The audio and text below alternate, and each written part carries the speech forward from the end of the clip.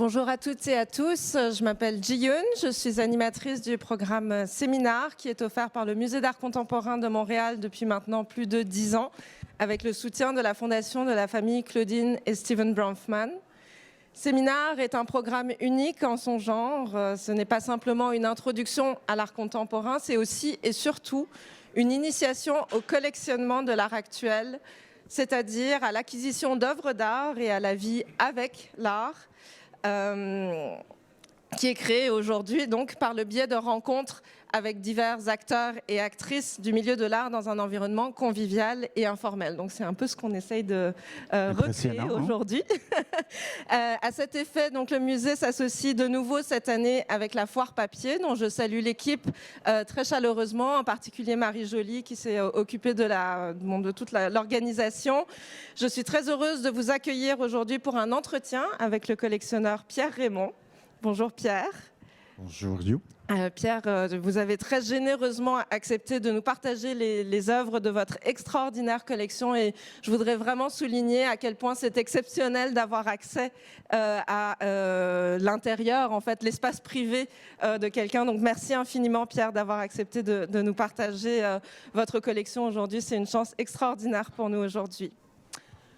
Avant d'entrer dans le vif du sujet et de vous présenter mon invité un peu plus en avant, j'aimerais prendre un moment pour reconnaître que nous nous réunissons ici, au Grand Quai du Port de Montréal, sur des terres qui font partie d'un territoire ancestral qui a longtemps servi de lieu de vie, de rencontres et d'échanges entre les peuples autochtones et notamment la nation Kanien'kehá:ka.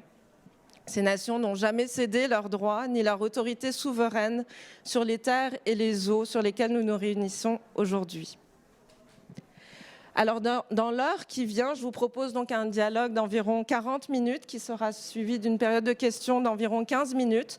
Cela dit, j'aimerais vous inviter et vous encourager très fortement, vous les membres de l'assistance, à nous poser des questions tout le long, à nous faire part de vos réactions à chaud, à nous interrompre. Pierre connaît par cœur sa collection, moi je commence à la connaître un tout petit peu, mais nous avons absolument besoin de vous aussi dans le public pour donner à ce portrait d'une collection toute sa saveur et sa couleur. Bien évidemment, c'est correct aussi si vous ne voulez pas intervenir, il n'y aura pas de pression, on ne va pas être directif plus que ça. Alors si on est prêt à commencer, Pierre, on va commencer par s'immerger sans plus tarder dans l'univers domestique de Pierre Raymond et Nathalie Simard, qui est sa conjointe. Pierre a été avocat de profession, aujourd'hui à la retraite. Et comme vous pouvez le voir, ses murs sont bien remplis d'œuvres assez imposantes, des œuvres qui sont très expressives. Ici, on se retrouve dans une annexe qui vient d'être construite il y a quelques semaines à la campagne pour pouvoir abriter la collection. On va voir bien sûr plus tard les œuvres un peu plus en détail, mais vous pouvez déjà vous apercevoir qu'il y a un mélange d'œuvres de très grand format, d'œuvres picturales, des photos, des sculptures. Il y a un grand éclectisme dans la collection qui compte plus ou moins 120 œuvres, si oui, je me à peu trompe près, pas. oui. Chose certaine, il y a eu beaucoup de chemin parcouru entre la première œuvre et où on en est maintenant, comme vous pouvez voir, où on en est aujourd'hui, ça c'est certain. Il y a un attrait, on peut le voir, pour la matérialité, pour des œuvres qui sont, qui sont très expressives et qui sont parfois même tactiles. On va aller vers les sculptures aussi à un moment donné, tout à l'heure. Et de dire tout... Oui. Ah, alors ça, on va faire justement le parcours. En termes d'acquisition? L'âge des œuvres, je dirais 2000, après 2000. Non, je m'excuse. En fait, dans celle que vous allez voir, tout après 2000. Je fais le tour rapidement, là, mais tout après 2000. Oui, ce sont des œuvres contemporaines. Oui. Il y a deux ou trois œuvres de la collection qui sont des années précédentes, mais pas celles donc, que vous allez voir.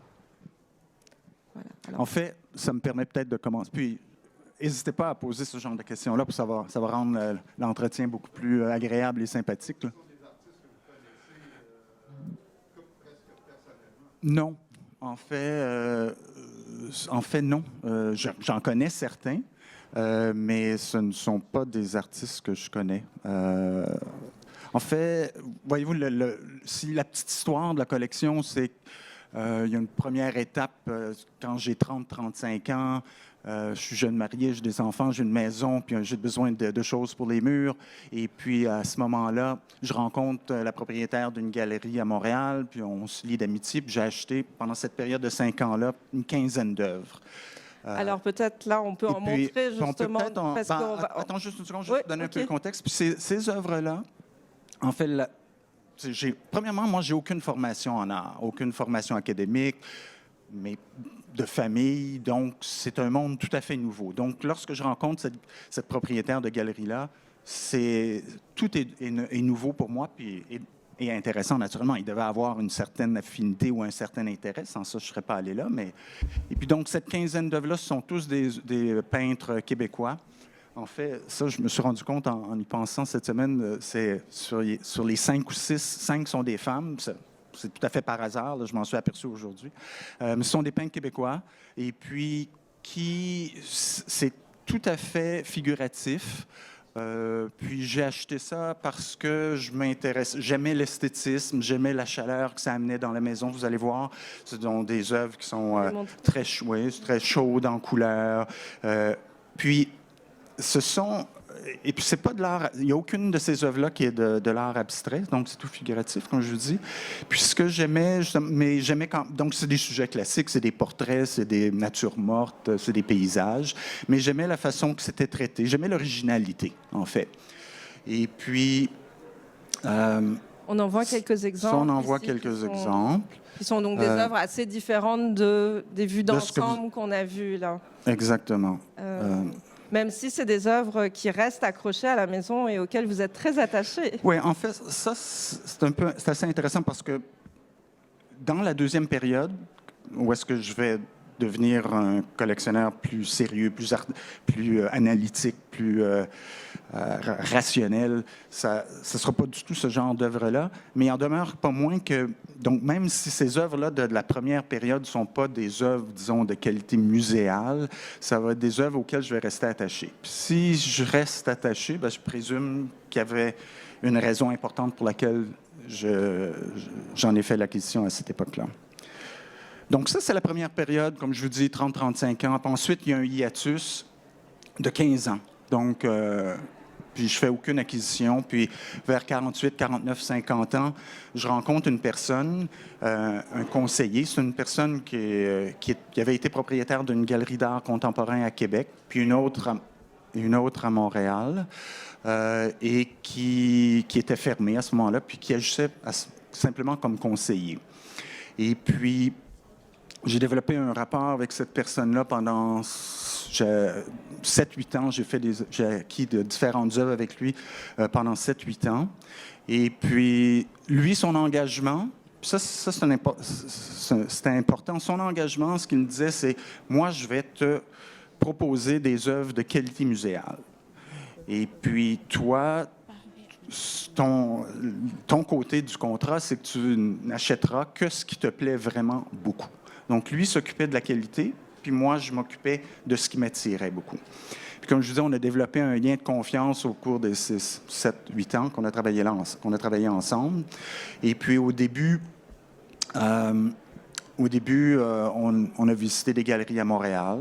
Pendant 1 an, à peu près, on a visité des galeries à Montréal, puis j'ai fait l'acquisition de 5 ou 6 œuvres d'artistes montréalais aussi.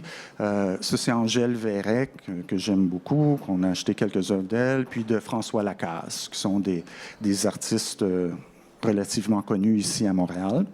Et puis mais ce qui est important, du fait que moi, j'ai aucune formation, l'approche de l'art contemporain, de l'art abstrait, c'était plutôt difficile pour moi. Et puis, ça a été un apprentissage qui était assez long, qui s'est étiré sur plusieurs années. Au début, j'avais assez de difficultés. Ça, c'est assez grand, là. Ça a 6 pieds par 5 pieds à peu près. Donc, ça fait un statement quand ça rentre dans la maison.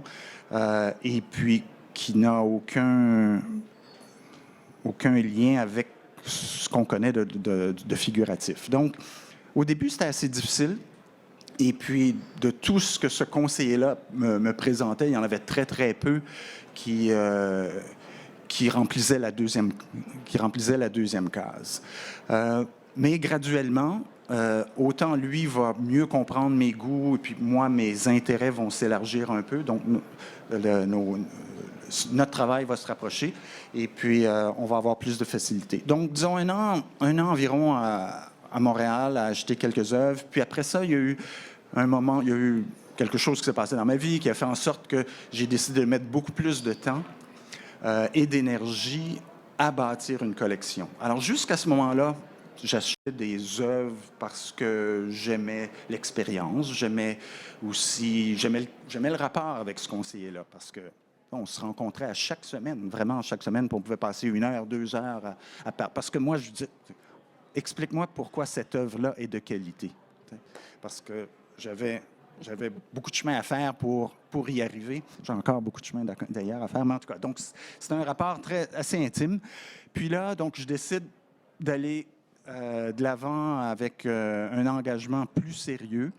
Puis là, je vais suivre ce conseiller-là dans des foires, comme à Bâle, en Suisse, et à Miami, en Floride, à chaque année. Donc, pendant 6-7 ans, je vais le suivre à Bâle, puis pendant 3 jours, on va faire le tour de toutes les galeries.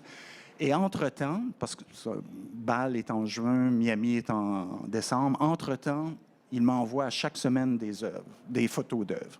Ça peut être des artistes qu'on a vus à la foire ou des nouveaux artistes qui l'intéressent puis sur lesquels il pense que je devrais m'intéresser. Puis là, donc pendant ces 6-7 ans-là, je vais faire l'acquisition exclusivement d'œuvres internationales, non canadiennes, sauf une qu'on pourra voir. Donc là, on peut les passer rapidement. Ça, c'est une artiste allemande. Le précédent, c'est un artiste espagnol qui s'appelle Usilé, un monsieur qui a à peu près 80 ans aujourd'hui. Juste un petit détail intéressant. Alors, c'est un monsieur qui travaille la nuit. C'est un peintre assez important espagnol, et puis il vit à New York et à Madrid. Et puis, vous voyez les barres. Alors, il peint la nuit, et chacune des barres, c'est un battement de cœur. Et il descend. Il écoute son cœur, puis il descend. Pouf, pouf. Puis ensuite, il peut mettre des motifs. Alors, on continue. L'autre, c'est une artiste allemande qui a 50-55 ans aujourd'hui. Puis comme vous pouvez voir, là, c'est une artiste colombienne. Ça ici, l'intérêt, en fait, c'est qu'on voit deux jeunes personnes qui sont dans un musée, qui regardent une toile. Ça a particulièrement de signification pour moi, là. Puis qui contemplent un peu l'œuvre, puis là, leur imaginaire, ils laissent aller leur imaginaire, puis les personnages, puis ce qu'il y a dans l'œuvre sort de l'œuvre, et puis commence à avoir une vie par eux-mêmes, par soi-même. Donc ça, c'est une œuvre d'un artiste qui s'appelle Vic Muniz. Ça, c'est une photo, en fait, d'une œuvre qu'il a fait avec des diamants. Si vous le voyez de près, ce sont tous des diamants, puis qui prend une photo. Puis c'est une œuvre éphémère parce qu'après avoir pris la photo, il pousse les diamants. Puis, les diamants lui ont été fournis par un de ses clients, by the way. Mais d'autres genres d'œuvres qu'il fait, il travaillait beaucoup avec des pigments secs de peinture. Alors, il faisait une œuvre, puis ensuite prenait la photo. Puis la photo. Ça, c'est un artiste. Ça, c'est un artiste américano-japonais, Jacob Hashimoto, qui travaille. Ça, c'est particulièrement délicat, puis c'est très, très zen. Ça, c'est un artiste américain qui est décédé récemment, un artiste Jack Whitten, un noir. Ça, c'est un artiste Costa Rica. Du Costa Rica, merci. Federico Herrero, qui travaille essentiellement avec les couleurs. Il y a toujours là, c'est un pain de sucre, mais il travaille avec les couleurs. Donc, il faut entrer en communication là, avec les couleurs, sinon il y a peu d'intérêt pour pour ces œuvres. On peut continuer. Ça, c'est deux artistes qui s'appellent Los Carpinteros, qui vont travailler beaucoup sur des structures architecturales. On continue plus rapidement. Peut-être j'interviens ici parce qu'on commence à voir donc l'éclectisme de la collection. C'est des œuvres qui sont très très différentes les unes des autres. Est-ce qu'il y a eu à un moment donné un fil conducteur ou une thématique un petit peu qui ont orienté les choix dans la collection, ou à chaque fois c'était vraiment chaque fois était unique? Chaque fois, il n'y a aucun fil conducteur en fait. Puis je me suis demandé ça parce que je me suis fait poser la question récemment. Et puis en fait, je pense que la raison pour laquelle il n'y a pas eu de fil conducteur, c'est que je suis rentré dans cette aventure-là sans préparation. Si j'avais suivi des années de cours d'art, j'aurais probablement eu un intérêt vers une forme d'expression, alors que je suis rentré complètement vierge vis-à-vis ça. Alors, j'allais tout simplement vers des choses que je trouvais intéressantes aujourd'hui, demain, ce n'était une autre. Et puis, en bout de piste, en tout cas, moi, je suis content que ça a produit ça parce que ça a produit une collection très, très, très éclectique plutôt qu'être dans un créneau. Mais ça, c'est un goût. Chacun son goût. Donc pour arriver à des thèmes, mais il y a quand même, donc il n'y a pas aucun thème, sauf qu'il y a peut-être une dizaine d'œuvres. Ça, c'est tout à fait par hasard, mais si on prend un recul, il y a une dizaine d'œuvres qui ont, juste un instant, qui ont été acquises dans les dernières années, en fait, et qui sont sous un thème de déplacement migratoire, d'oppression des peuples. Alors, ça, c'est une œuvre d'artistes cubains. Et puis, si vous remarquez, vous voyez, ce sont des cristaux, et puis il y a une chaise au centre, et puis ce que ça dépeint, la chaise dépeint les Cubains, alors qui sont à l'intérieur de cristaux. Donc, le pays, c'est comme du cristal, donc c'est totalement figé, puis ils sont incapables d'aller à l'extérieur, mais ceci dit, le pays leur permet de voir tout ce qui se passe à l'extérieur à cause de la transparence.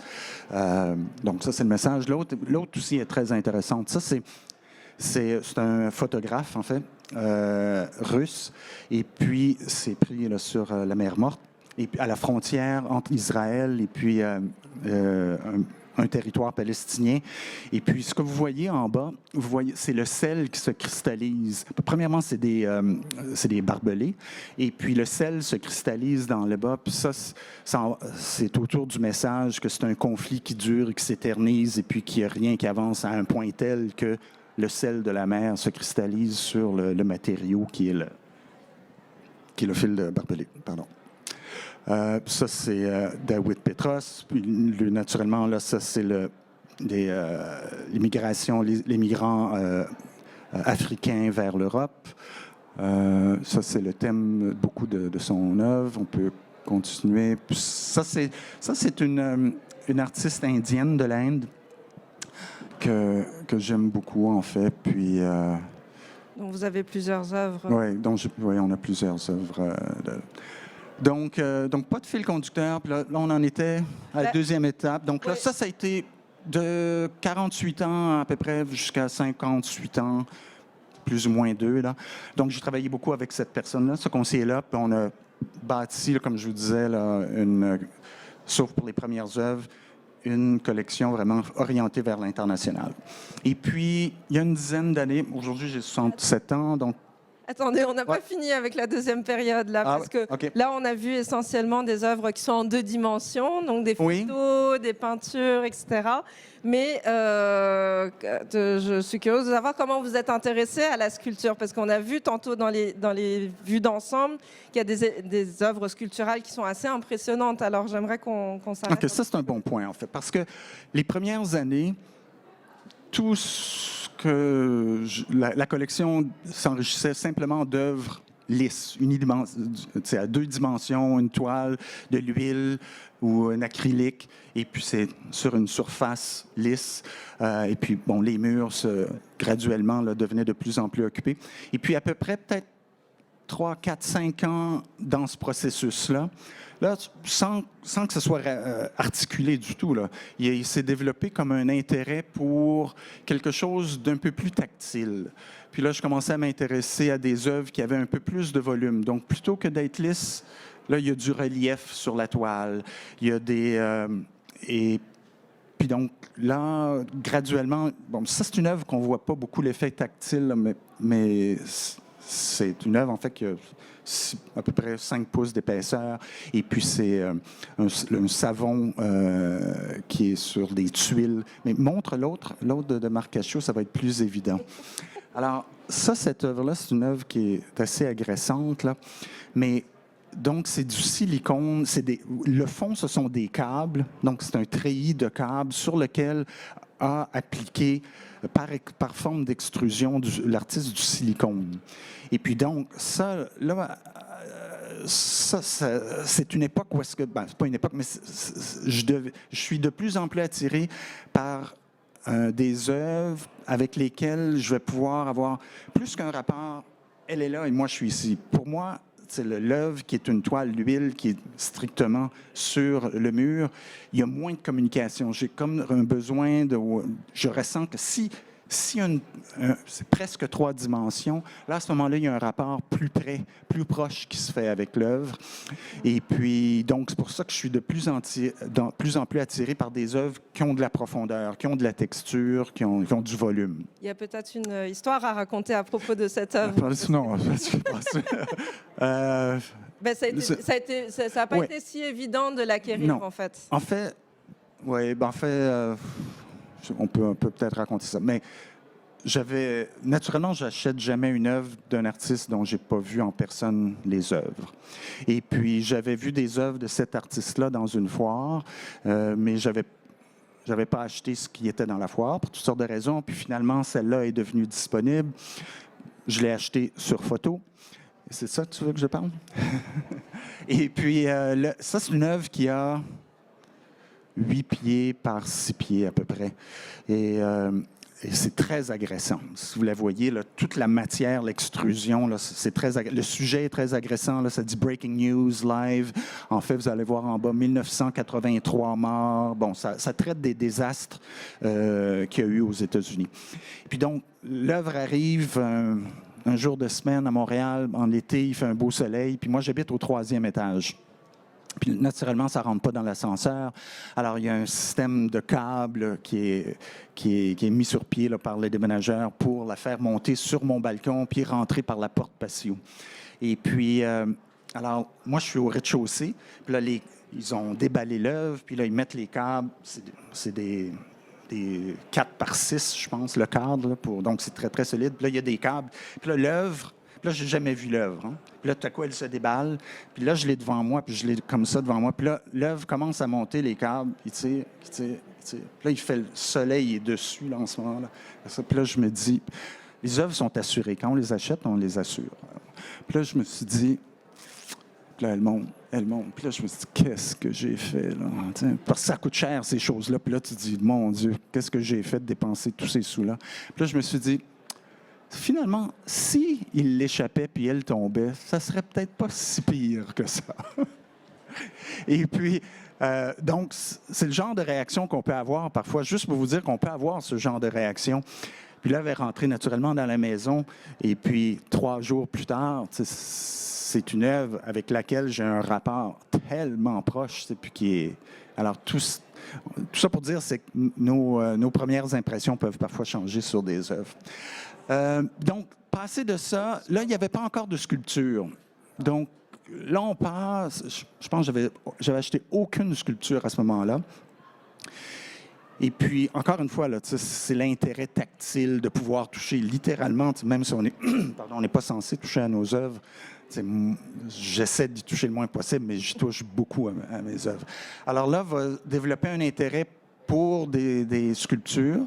Et puis, aujourd'hui, ça, comme je vous dis, là, on est après 4-5 ans que je suis avec ce conseiller-là.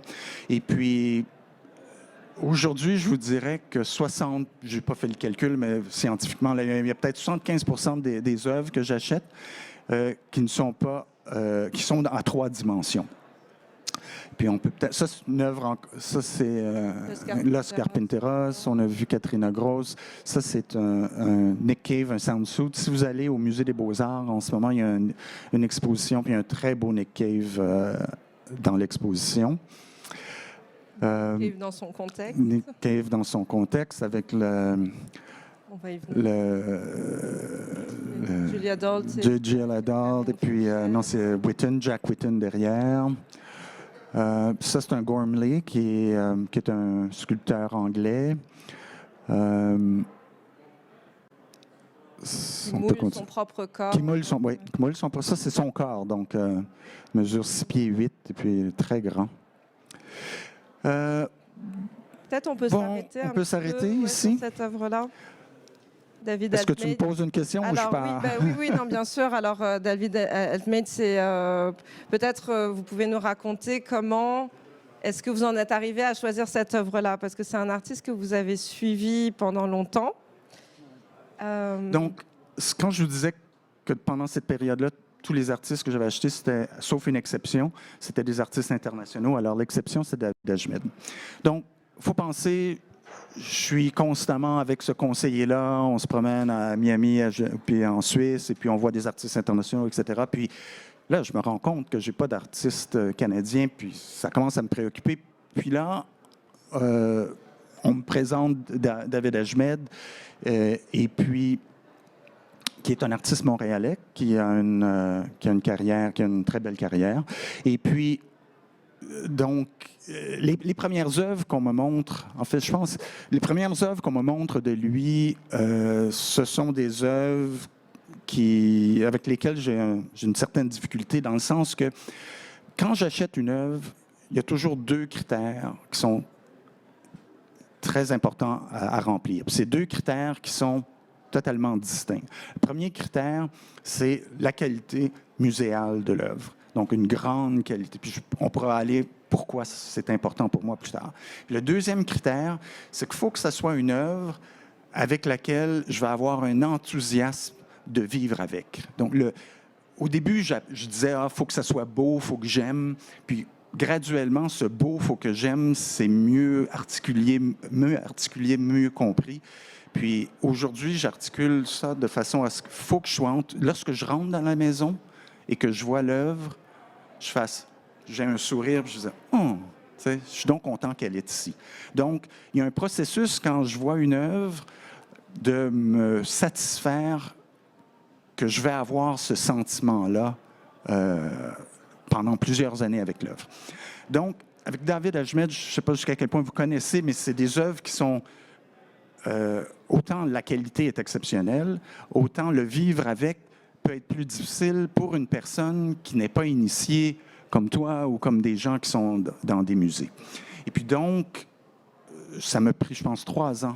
Puis dès le jour 1, là, j'avais coché la case de qualité exceptionnelle. Et puis, mais la deuxième case ne se cochait pas parce qu'il n'y avait aucune des œuvres que je voyais avec laquelle je me disais, j'aimerais ça avoir ça dans mon salon, puis je vais rentrer, puis je vais faire, je vais avoir un petit pincement de cœur. Puis là, finalement, cette œuvre-là est arrivée. Et puis ça, c'est un bronze, en fait, qui a 8 ou 9 pieds en tout de haut. Et puis c'est une œuvre beaucoup plus facile à vivre avec, en comparaison avec les autres œuvres. Et puis j'ai pas de difficulté à admettre non plus que... en théorie, quelqu'un qui a une collection ne devrait pas avoir ces scrupules-là. Si une œuvre est de qualité, il devrait accepter de l'avoir dans sa maison. Puis, moi, je ne vais pas là. Si je peux pas vivre avec l'œuvre, elle ne rencontre pas le deuxième critère. Alors, donc, ça comme vous pouvez voir, c'est relativement facile. On voit l'œuvre là à droite. Oui, là, on a perdu un petit peu de sa coloration. Peut-être, je vais me permettre ici de souligner 2 choses dans ce que vous venez de dire. À la fois la patience que vous pouvez avoir dans l'acquisition. Et en fait, je pense que vous n'êtes pas un collectionneur impulsif dans le sens que va pas y avoir un coup de cœur là à la foire, puis tout de suite, bam, on l'achète. Il y a un processus assez long en fait de recherche, de réflexion, d'aller voir l'œuvre, de revenir à la maison et de faire ses recherches en arrière avant de finalement se décider pour une œuvre, même quand on sait qu'il y a un artiste qui nous intéresse. Ça, c'est la première chose. Et peut-être la deuxième chose que je voudrais souligner aussi, c'est cette expression de vivre avec. Là, on voit un espace que vous venez de faire construire pour pouvoir vivre avec vos œuvres, justement. Et donc, ce que j'entends, c'est qu'il n'y a peut-être pas d'œuvres qui sont en rangement, qui sont dans un storage. En fait, il n'y a aucune œuvre qu'on a en entrepôt. Donc, toutes les œuvres, on a... Nathalie, c'est ma conjointe. On a 120, 125, 130 œuvres, je pense. Toutes les œuvres sont exposées, sont sur des murs ou sont dans la maison ou à la campagne. Mais je veux juste revenir à la façon d'acquérir, parce que ça c'est important pour moi. La façon, quel est le déroulement de l'acquisition d'une œuvre? Il y a 2-3 façons qu'une œuvre... Je vois une œuvre parce que quelqu'un d'un musée m'a dit « Ah, tu devrais t'intéresser à un artiste. » Comme par exemple à Leila, il y a quelqu'un d'un musée qui m'a dit « Tu devrais t'intéresser à cet artiste-là. Cet artiste-là, c'est une artiste de qualité. » Ou bien, une galerie que je connais, une galerie que je respecte, me suggère de regarder un artiste, ou je vais dans une galerie que je respecte, puis je vois un artiste. Ça, je parle d'artistes que je ne connais pas là, à ce moment-là. Donc, le premier screening, ça vient, ou ça peut être d'un ami collectionneur dont je respecte beaucoup le jugement, qui me dit « Ah, tu devrais t'intéresser à telle personne, telle galerie là en ce moment. » Bon, ça c'est le point de départ. Puis ensuite, il y a un processus assez cartésien, là, puis qui s'enclenche, comme je vous disais tout à l'heure, je dois remplir deux boîtes. Un, est-ce que j'aime? Puis 2, est-ce que c'est de qualité, que j'appelle de grande qualité, disons. Et puis, c'est un processus qui va prendre... Aujourd'hui, ça peut prendre 2-3 semaines, 1 mois et demi à remplir. Donc, jamais je vais acheter, je vais rentrer dans une foire, je vais voir quelque chose, puis je vais acheter. C'est jamais comme ça que ça se produit. Alors, donc, je vois l'œuvre, puis il y a rarement de coups de foudre. Habituellement, il y a un intérêt, il y a une attirance, puis on est curieux. Encore une fois, peut-être que si j'avais une formation en art, une formation importante, je pourrais immédiatement voir beaucoup de choses que je ne vois pas immédiatement. Mais donc en premier lieu, il y a une attirance. Puis là, on retourne chez nous, et puis là, à ce moment-là, pour déterminer si j'aime l'œuvre ou si je vais justement vouloir vivre avec longtemps, là, je vais sur l'Internet, puis là, je peux aller sur le site des galeries qui tiennent l'artiste. Parfois, il y en a une, parfois, il y en a 2 ou 3. Puis je vais voir sur l'Internet aussi sur des images, des œuvres de cet artiste-là sur toute sa carrière. Puis là, j'essaie de déterminer 2 choses. Premièrement, plus j'en vois, plus ça me donne une idée de l'ensemble. Puis jamais je vais acheter une œuvre d'un artiste dont j'aime pas l'ensemble de l'œuvre. Et puis, donc, en voyant 20, 30, 40, 50, là, ça me donne une idée. Ah, oui, j'aime, ou parfois, je trouve ça difficile. Puis ça peut atténuer mon attirance initiale. Puis la deuxième chose aussi, c'est que j'essaie de voir l'œuvre que j'ai vue hier à la foire, l'œuvre que j'ai vue hier à la galerie, comment se situe-t-elle dans l'ensemble des œuvres de cet artiste-là? Et puis, c'est juste une question d'ego, là, ça, puis c'est pas nécessairement bien placé, mais c'est on aime penser que l'œuvre qu'on achète, qu'on a chez nous, a une place de choix dans l'ensemble de l'œuvre. Il n'y a pas besoin d'être nécessairement la plus belle et la plus exceptionnelle de l'artiste, mais également, on veut pas acheter une œuvre qui est moyenne. Donc, ça, ce processus-là. Et puis, l'autre chose, c'est que ça va prendre quelques semaines comme processus. Puis ça va me permettre aussi de me dire, l'intérêt que j'avais initialement, est-ce qu'il se dilue en ce moment, puis je suis moins intéressé, parce que souvent c'est arrivé, ou au contraire, il augmente. Puis, donc ça m'aide à en venir à la conclusion que oui, je vais être capable, je vais être enthousiaste à rentrer dans la maison et à avoir cette œuvre-là chez moi. Donc ça, c'est au niveau du « est-ce que j'aime », est-ce que je vais être enthousiaste à vivre avec. Et puis, le deuxième critère, qui est la question de la qualité, Ça aussi, c'est tout un processus important, en présumant là, que je ne connais pas l'artiste, naturellement. Alors je commence avec le CV. Immanquablement, je commence avec le CV. Puis le CV d'un artiste... Puis les artistes ont tous des CV, ceux qui travaillent dans les galeries. Et puis là, je commence à regarder, quelles sont les galeries qui défendent l'artiste? Est-ce que ce sont des bonnes galeries qui défendent l'artiste? Ensuite, je vais voir, quelle est sa formation académique? Est-ce qu'il a quel prix ou pas il ou elle a gagné? Où est-ce qu'il a fait des résidences? Ensuite... quel genre est-ce qu'il y a eu plusieurs expositions solo ou des expositions de groupe? Avec qui il a eu des expositions de groupe? Combien d'expositions solo? Est-ce qu'il y a eu simplement des expositions solo au Québec, au Canada, à l'étranger?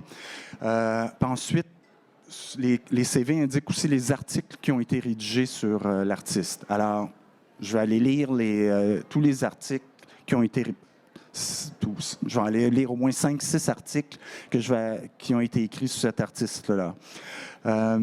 L'autre chose aussi, c'est que je vais voir quelles collections publiques, s'il y a des collections publiques qui détiennent l'œuvre. Ça, naturellement, pour une personne qui est plus ou moins néophyte, le fait de savoir qu'un ou deux musées a déjà acquis des œuvres de cet artiste-là, c'est réconfortant. S'il y en a 5, 6, c'est encore plus réconfortant. S'il y en a 20, etc.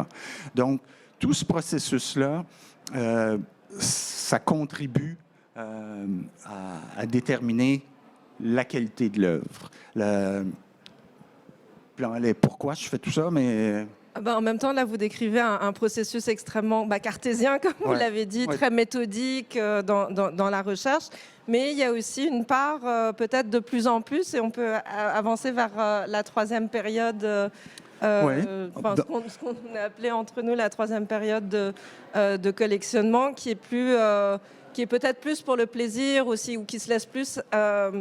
dévier de cette méthode très sérieuse qui a été la vôtre pendant cette deuxième période où il y avait donc ce conseiller, puis cette je ne dirais pas que ça se laisse dévier, mais il y a des cracks. il y a des cracks dans la procédure. Où est-ce que... donc, là, je termine une période avec le conseiller où est-ce qu'on a fait l'acquisition d'œuvres internationales beaucoup. Puis, ça correspond à une période dans ma période où est-ce que j'ai la fin de la cinquantaine. Et puis là, je me rends compte que là, je suis avec une personne, je suis avec... Puis la première période, c'est un exercice qui a été fait vraiment seul. Je faisais seul. Et puis là, à la fin, il y a une dizaine d'années, là, Nathalie s'implique et beaucoup dans le processus. Puis ça devient une aventure commune à partir de ce moment-là. Et puis, ça correspond également à une période, donc là, je me rends compte que j'ai peu d'artistes canadiens, puis là, je prends une décision de focusser beaucoup plus sur cet aspect-là. Et puis, à ce moment-là aussi, j'ai beaucoup plus de temps. Professionnellement, mes activités professionnelles diminuent. Je travaille peut-être à 50% de ce que je travaillais avant.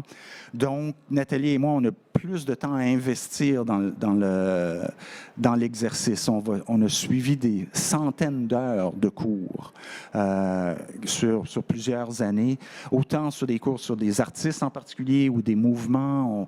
On va écouter des documentaires régulièrement à la télévision.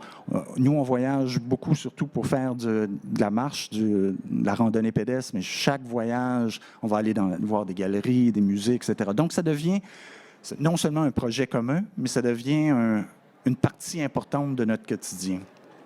Et puis, là, au même moment, je rencontre quelques personnes ici à Montréal, un monsieur qui s'appelle François Roy, qui est un collectionneur important à Montréal, qui est une personne avec qui j'avais eu des contacts professionnellement pendant ma carrière, mais que je savais plus ou moins qu'il y avait un intérêt pour l'art. Puis donc, je le recroise, puis je vais aussi recroiser, je vais connaître un monsieur qui s'appelle Luc Larochelle. Et puis ça, ce sont deux collectionneurs très importants d'art canadien. Et puis donc, François, généreusement, m'a fait connaître des galeries de qualité de Montréal, de Toronto et puis de Vancouver. Il m'a mis sur la piste de certains artistes aussi canadiens. Et puis Luc, c'est un personnage tout à fait différent. C'est une personne un peu plus âgée. Et puis, depuis l'âge de 30 ans, le samedi matin, il part de chez lui et puis il rentre dans les ateliers des artistes et puis il encourage des artistes, il achète des œuvres de jeunes artistes émergents. Puis ça, il a fait ça pendant 30-35 ans. Alors, il a une connaissance profonde des artistes québécois et des artistes émergents. Puis donc, c'est le fait de passer beaucoup de temps avec ces gens-là, ce que ça te permet, c'est d'avoir une approche totalement différente ou de mieux comprendre comment aborder ce genre d'artistes qui ne sont pas aussi connus, qui ont autant de reconnaissance.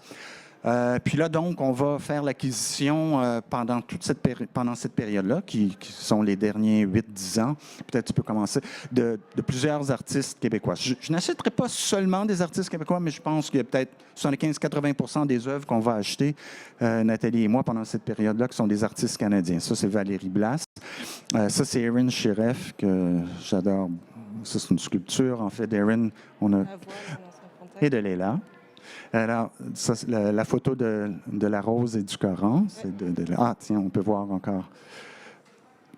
Donc, on voit aussi qu'il y a des artistes dont la carrière est plus établie, comme celle de Valérie Blas ou d'Erin Shiref, mais Leila Zélie, elle est une artiste émergente qui commence à être soutenue par les institutions, de même que Karine Fréchette, qui est aussi une jeune artiste montréalaise.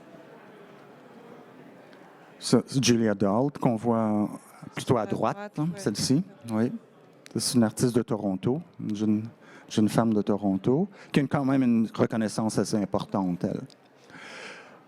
Jeremy Shaw aussi, qui a une reconnaissance assez importante. Ça c'est assez intéressant, en fait. Ça touche toute la question de communication. Et puis, en fait, c'est une photo d'une main, d'une personne qui parle par signe, comme des personnes muettes. Et puis, le verre, en fait, c'est pas du verre, c'est de l'acrylique qui déforme, qui distorsionne complètement le message. Alors, derrière, tout ça, c'est le message, comment nos communications, il y a de la distorsion dans les communications entre les individus. Si on continue, donc ça, naturellement, c'est Janet Werner, une dame de Winnipeg, je pense, qui habite maintenant à Montréal. Si on la voit à gauche, ça, c'est une artiste suisse, mais est-ce que c'est tout? Ça s'arrête là, la série des images. Peut-être ce qui me frappe dans cette troisième période aussi, c'est l'importance des interlocuteurs. Autant dans la deuxième période, il y avait un interlocuteur privilégié qui était le conseiller et qui était la personne avec qui la collection se construisait. Autant là, dans les dernières années, il y a votre compagne, mais il y a aussi des amis collectionneurs. Vous créez aussi une familiarité avec le milieu de l'art. Alors peut-être la collection devient moins l'objet central, puis il y a un intérêt plus grand pour l'art contemporain en général? Clairement, parce que je pense que quand je suis avec le conseiller, I'm on a mission, là, on est sérieux là, dans notre approche. Tandis que les 5-8 dernières années, c'est plus un plaisir, c'est plus un mode de vie avec Nathalie. Et puis comme je vous disais, là, c'est quotidien. Puis la raison, c'est normal aussi parce que comme l'appartement à Montréal puis la maison à la campagne sont couvertes d'œuvres, mais c'est sûr que ça a un effet sur notre quotidien. On est constamment en contact, en rapport avec ces œuvres-là. En ce qui concerne, donc, ce que j'allais dire tout à l'heure, où est-ce qu'il y a des cracks dans la façon de procéder, je pense que je suis encore obsédé pour m'assurer de la qualité d'une œuvre. Comme lorsqu'on a acheté les photos de Leila, j'avais quelqu'un d'un musée qui m'avait recommandé l'artiste. Ensuite, je suis allé lire sur elle. Elle venait de gagner ou était sur le point de gagner un prix. Donc, tu j'ai besoin de cette assurance-là. Encore une fois, pourquoi est-ce que j'ai besoin de cette assurance-là? C'est parce que je ne fais pas confiance à mon jugement. C'est évident que c'est ça la base. Et puis même si je pense que je peux aujourd'hui déterminer qu'une œuvre est de qualité d'un artiste que je connais bien. Mais je ne suis pas encore en mesure, comme avant-hier, en fait, avant-hier, on se promène, Nathalie et moi, on fait le tour de la foire. Puis en sortant de la foire, je dis à Nathalie, ça m'angoisse. Parce que je vois toutes sortes de choses, puis je ne suis pas capable d'avoir la conviction de mes impulsions. Je ne suis pas capable d'avoir la conviction que je suis attiré par ça. Est-ce que ça a la qualité nécessaire pour que je continue l'expérience? Alors, donc, tout ça pour dire qu'aujourd'hui, bon, ce conseiller-là n'est plus là, mais il y a des personnes comme François, il y a des personnes comme Luc Larochelle, puis il y a une autre personne qui s'appelle Pierre Bourgie, que vous connaissez peut-être là, à cause naturellement de la maison à côté du musée, la maison de musique. Mais Pierre a une collection, non seulement, je ne connais pas un collectionneur qui a une collection aussi importante, puis qui a une connaissance aussi intime de ses œuvres et de la relation entre chacune d'elles. Je ne sais pas si vous... comment ça s'appelait au Belgo, l'espace... Catalogue. Pierre a loué pendant 2 ans à peu près? 3 ans. 3 ans. Une salle à Belgo. Et puis, à tous les trimestres, il changeait complètement ce qu'il y avait sur les murs. En tout cas, mon point, c'est qu'être en contact avec ces gens-là te permet d'avoir une approche un peu différente, un peu moins cartésienne, puis tu te laisses aller, tu te laisses influencer par ce qu'eux aiment, comment ils aiment les choses, puis comment ils... Oui? Est-ce que vous pouvez descendre pour que je puisse mieux comprendre? Si ça vous arrive d'avoir envie d'échanger de vos œuvres avec les gens avec qui vous êtes en contact? Donc, tout le monde a compris la question, est-ce que ça vous arrive? Il a Pardon? demandé apparemment que tout le monde a entendu. Oui, alors on me demande si il m'arrive de vouloir échanger des œuvres avec des amis collectionneurs, donc des gens avec qui je suis en contact. Non. J'aurais le goût d'avoir certaines des œuvres qu'eux ont. Puis, en fait, ça me permet, si je peux, d'entrer... j'aimerais, donc, juste pour répondre, il y a certaines œuvres vraiment... Tu sais, je vais chez François, là, puis il y a des œuvres qui sont extraordinaires. François Roy, Pierre Bourgie, il y a des œuvres monumentales. Puis aujourd'hui, là, ça me touche. Pas l'ensemble, pas toutes les œuvres, mais jamais j'accepterais d'échanger une des miennes. Puis ça, en fait... Puis en fait, je pense qu'il y a différents genres de collectionneurs. François achète, je ne sais pas combien il achète d'œuvres par année, mais il doit en acheter une dizaine d'œuvres facilement. Et il en donne beaucoup à chaque année. Alors François, lui, il a beaucoup... Là, c'est moi qui mets des mots, là, je ne sais pas s'il serait d'accord s'il était ici, mais à mon avis, François a beaucoup moins d'attachement émotif vis-à-vis ses œuvres. Il les achète, il vit avec 6 mois, 1 an, puis ils sont prêts à partir. Puis il va en donner 5, 6, 7, 8 par année à des musées. Puis là, alors, il en ajoute d'autres. En fait, jeudi, on l'a rencontré, puis là, il était tout excité, il venait d'acheter une œuvre, puis il l'a mis face. T'sais, il a caché une œuvre qui était sur son mur. Bon. Alors, tandis que moi, j'ai un attachement émotif là, à chacune de mes œuvres. Et puis, il y aurait peut-être une psychanalyse à faire avec ça. Mais, comme je vous disais tout à l'heure, j'ai réussi, heureusement, j'ai réussi à acquérir des œuvres avec lesquelles je rentre dans la maison. Puis ça, très, très sincèrement, là, je rentre dans la maison, puis je fais... j'ai l'ambiance qu'il y a dans la maison. Les œuvres ont une présence.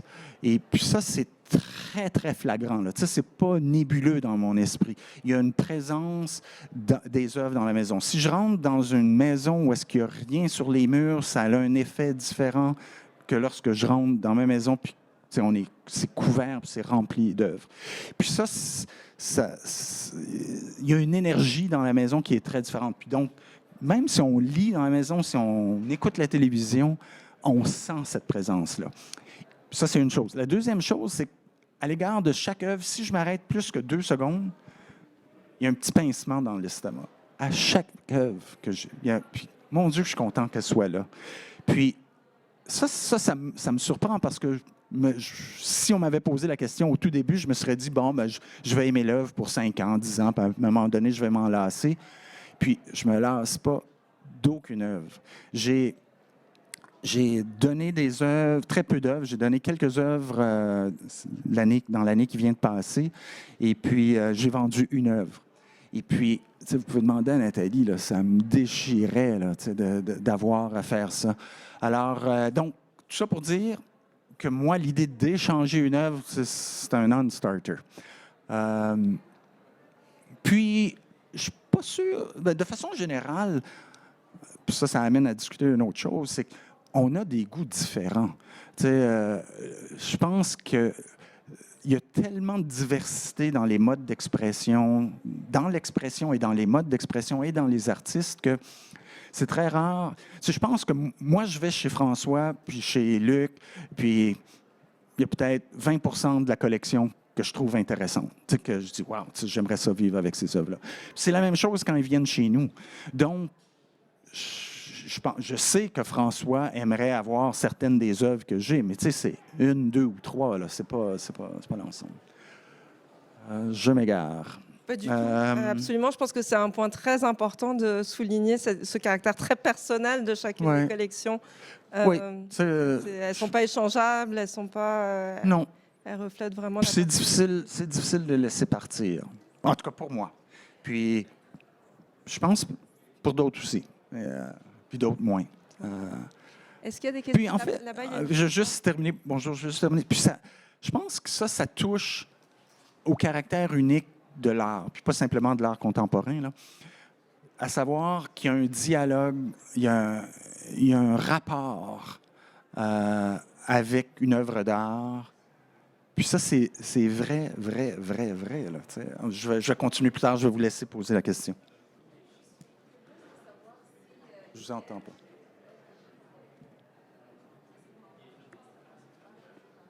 Je suis curieuse de savoir si vous est arrivé de perdre certaines œuvres. Oui. Ça m'est arrivé de perdre certaines œuvres? Oui, dans le processus de penser aux œuvres. Oui, ça, c'est une bonne question, en fait. Merci. Très bonne question.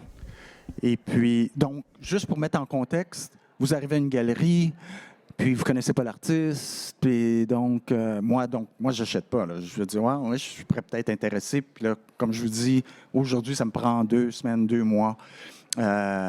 Et puis pendant c'est la même chose à une foire. Donc, c'est certain qu'à l'arrière de la tête, je me dis, ça se peut qu'une personne, 1 heure plus tard, demain, va l'acheter. Et puis ça, j'essaie, puis c'est sûr qu'on a ça dans la tête, là, mais j'espère que jamais je me laisse emporter par cette peur de perdre et acheter. Parce que je crois fermement qu'on est mieux de perdre une œuvre que d'en acheter une trop rapidement. Puis ça, je l'ai testé souvent, là, de m'être dit, bon, je devrais peut-être l'acheter. Puis, 1 semaine, 2 semaines plus tard, je me rends compte, après avoir regardé, étudié, je me rends compte, peut-être c'est moins intéressant que je pensais. Et puis, si je m'étais laissé aller le jour 1, j'aurais acheté quelque chose. Alors, donc, oui, ça se peut que je perde une œuvre, mais la réponse à ça est tout simplement que l'artiste, si c'est un bon artiste, il va en faire encore pour les 20 prochaines années des bonnes œuvres. Donc, si vous perdez celle-ci, vous allez en trouver une dans 6 mois, vous allez en trouver une autre dans 1 an du même artiste. C'est certain. C'est certain. Si vous me dites, ouais, mais là, ça se peut que l'œuvre, l'artiste va être de plus en plus populaire, l'œuvre va coûter 1 000 $, 2 000 $ de plus.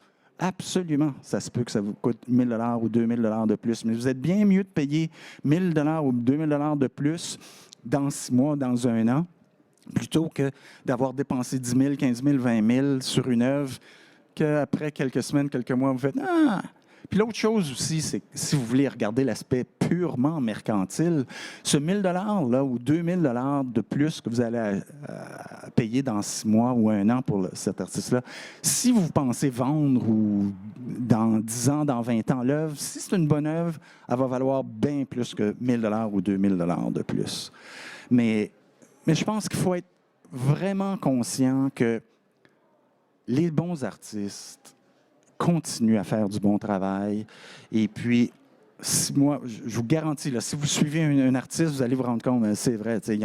Puis, en fait, souvent, ce qui arrive, c'est que vous en achetez une, puis vous direz, j'aurais dû attendre 6 mois de plus parce que c'est encore plus intéressant ce qu'il a fait plus tard. Alors, il ne faut pas. Cette crainte de manquer-là, je pense qu'elle est vraiment mal placée. Vraiment mal placée. Puis on est mieux de bien connaître. Puis s'assurer aussi, c'est. Faut s'assurer qu'on va vouloir vivre avec l'œuvre pendant longtemps. Puis moi, je suis convaincu qu'on ne réussit pas, moi, je ne réussis pas à déterminer ça en dedans d'1 heure ou 2 heures. T'sais, moi, si je pouvais me demander un conseil à cet égard-là, c'est on se promène dans une foire, on voit quelque chose qui nous intéresse, on pose des questions au propriétaire de la galerie, on s'informe sur le procédé, on fait tout ce que vous voulez, vous passez 15-20 minutes, puis là, continuez votre chemin. Puis là, vous allez vous rendre compte qu'après avoir fini de faire la foire, il va en avoir 3 ou 4. Puis peut-être qu'après 3 ou 4, vous allez dire, la première est moins intéressante que la deuxième ou la quatrième. Ou au contraire, si vous allez refaire le tour, puis vous allez dire, vraiment, c'est celle-là que je préfère. Et puis, essayez de vous discipliner à ne pas acheter. Retournez chez vous, parce que là, ici, il y a un brouhaha, il y a une pression, puis là, il y a du monde, puis les propriétaires de galeries veulent vendre. Retournez chez vous, laissez la poussière tomber, regardez tout ce que l'artiste fait, déterminez si vraiment vous pensez que vous aimez cette œuvre-là parmi tout le corpus de... Puis, encore une fois, revenez le lendemain, revenez la voir. Puis si c'est lorsque vous allez à une galerie, retournez la voir, l'œuvre. Puis, souvent, quand on retourne la voir, parfois on l'aime plus, parfois on l'aime moins. Puis, encore une fois, moi, je pense que c'est important de faire ce processus-là. Pour moi, en tout cas, je ne crois pas au coup de foudre, puis à l'achat immédiat. Et puis, je pense que ça, pour moi, c'est une des clés du succès qui fait qu'aujourd'hui, quand je regarde chacune des œuvres, puis j'ai un petit pincement, c'est parce que chacune des œuvres que j'ai achetées correspondait à un côté, à mes sensibilités, puis mes sensibilités profondes, pas juste passagères. Et puis je pense que c'est parce que c'était des œuvres de qualité. Puis l'autre chose, parfois on dit pourquoi des œuvres de qualité, c'est quoi? Pourquoi? L'autre chose que je crois sincèrement, c'est que une œuvre de grande qualité passe bien le temps. Puis elle va traverser le temps. Puis dans 5 ans, elle va être encore intéressante. Elle va encore vous attirer. Puis elle va encore vous approcher. Pensez juste à des immeubles à Montréal ou n'importe où en ville, là, dans n'importe quelle ville. L'architecture.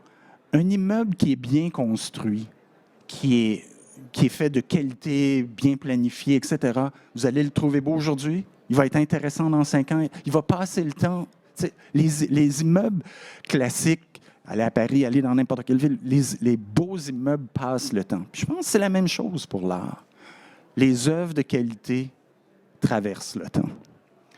Et puis, traversent le temps en soi, puis traversent votre émotif aussi. Parce que vos sensibilités profondes, vous ne les changerez pas, là. C'est ce qui vous touche.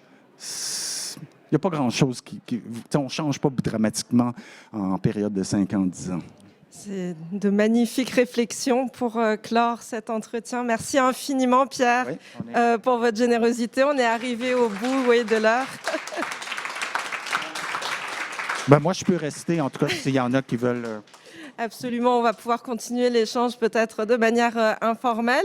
Je voudrais juste signaler que le programme séminaire, s'il y en a qui sont intéressés à mieux le connaître, je vous invite à aller visiter le site web du Musée d'art contemporain de Montréal, donc macm.org. Il y a un onglet dédié pour séminaire et donc vous aurez toutes les informations là-dessus. Et je ne peux pas m'empêcher évidemment de souligner aussi l'inauguration très prochaine du MAC à la place Ville-Marie. Donc ça va être la semaine prochaine, le 1er décembre, avec une exposition de Forensic Architecture. Donc je vous invite très chaleureusement à aller découvrir ce nouveau musée temporaire la semaine prochaine à la place Ville-Marie. Merci encore Pierre, merci à tous.